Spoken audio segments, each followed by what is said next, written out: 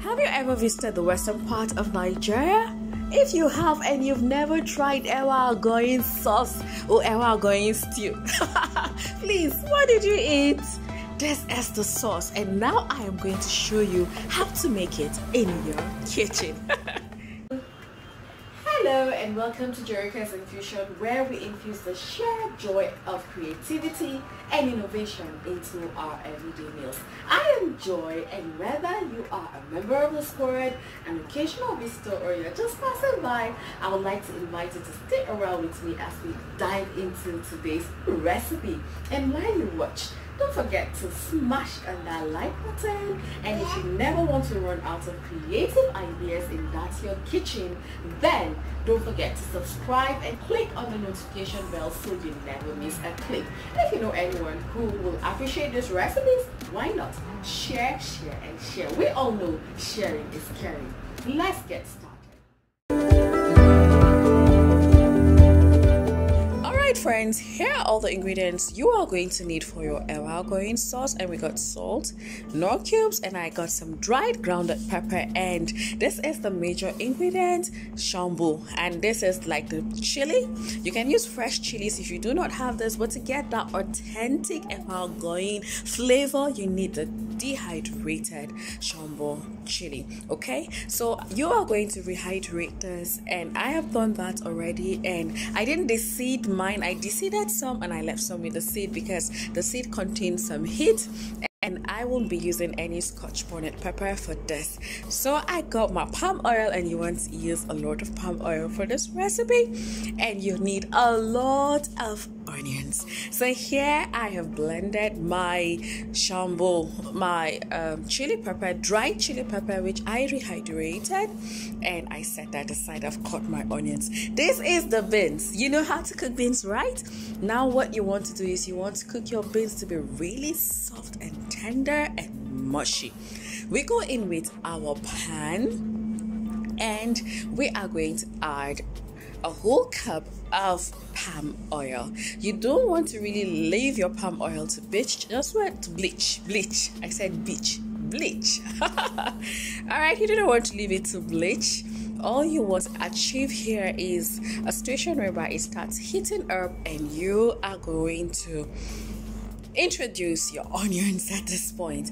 Now this is the sweetest part of the Ewa Agoyin sauce, the frying of the onions. Oh my god, when you start making this recipe, your house, your entire neighborhood, your street is just going to have all that delicious aroma coming in, and you'll be like, oh my god, what's happening here?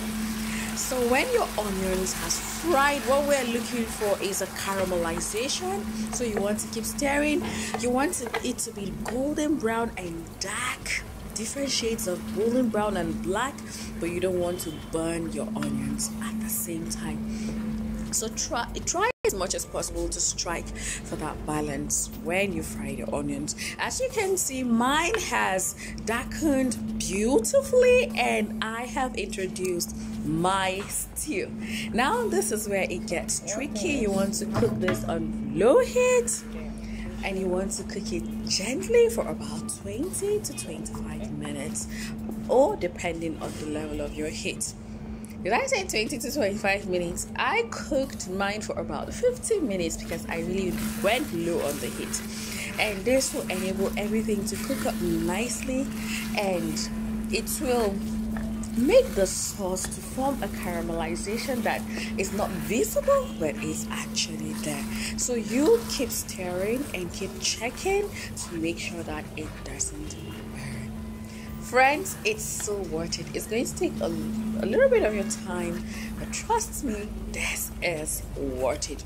And let me tell you something about Ewa Agoyin sauce. When you're making the sauce, I tell you, you do yourself a great favor if you can make in large quantities and save up some, at least 2 or 3 batches. What will happen is when this sits in your freezer or in your fridge for some days, by the time you bring it out to reheat for the next use, I am so jumping with excitement, because at that point all the flavors, the caramelization has infused beautifully into your sauce, and it's going to even be tastier than the first day you made it. Okay, try it and let me know. After it has fried beautifully, I am going to add some salt and some seasoning cubes, and I didn't use any scotch bonnet pepper, so I am adding dried pepper. Okay, now this is completely optional, is because I decided not to use any scotch bonnet pepper for this at this point. Some people use crayfish, but where I learned this Ewa Agoyin sauce, I was taught that the original Ewa Agoyin sauce does not require crayfish. It doesn't. So you want to fry your sauce after including all of this until you get this nice dark rich color. Nice dark rich color. Okay. Ooh, this is heavenly. Make sure you salt your beans. It's so crucial. Not too salty, but let it just be right. And our beans is ready. Ooh. Now I'm going to mash this. You either mash this with a potato masher, you can use a fork, or you can use a whisk, just like I am doing right now. Our beans is nicely cooked and ready to go. I made this for dinner. I couldn't wait to dig into it. We usually buy outside, but since the pandemic started, I had to you know what? I'm making this sauce myself. So I went and learned it. Friends, this is creamy, tasty, delicious, comforting, feeling, satisfying. It's an experience you will want to rehash again and again and again. You can go ahead and add some eggs, boiled eggs, some avocado by the side. But today we are going to enjoy ours with some plantain. What is beans without plantain for us here in Nigeria? We love our beans with plantain. Check out my other recipes on beans. I'll drop the list of the ingredients for all of this Ewa Agoyin sauce in the description box. Thank you so much for watching.